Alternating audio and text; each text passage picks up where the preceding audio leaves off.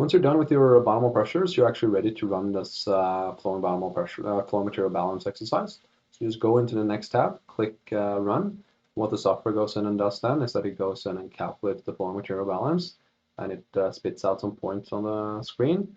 And your job is to try to fit the straight line portion of the data here.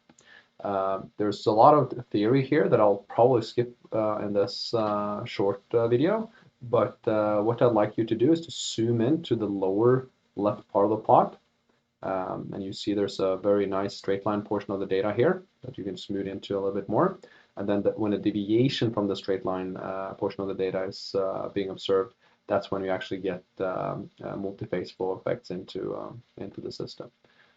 So what I like to do is to fit this straight line portion of the data right here to some kind of slope.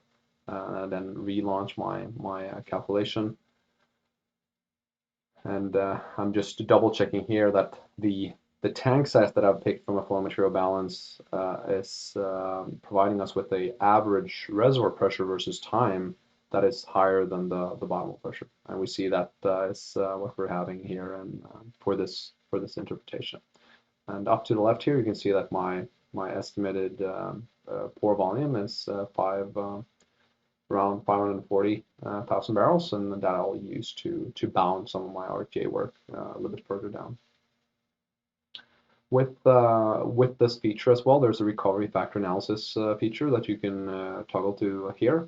What that requires is simply a few points versus pressure here for both in OGR and water gas oil ratio.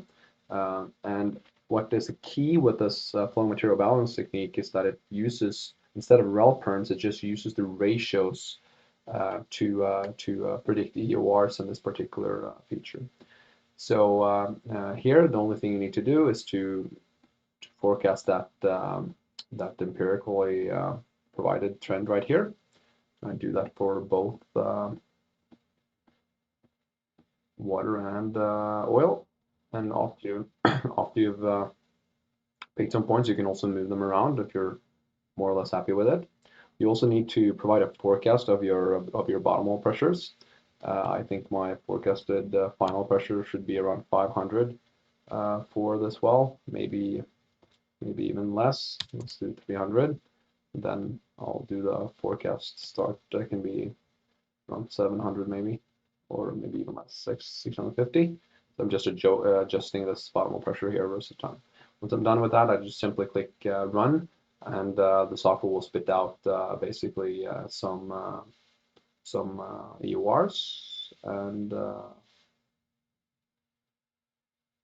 the left here. So in this case, you see that the predicted EORs for this particular case is 200. And my last check here is just to make sure that these forecasted trends here look good. So when I go from historical data to forecast, that it's a fairly smooth transition here and nothing that looks funky.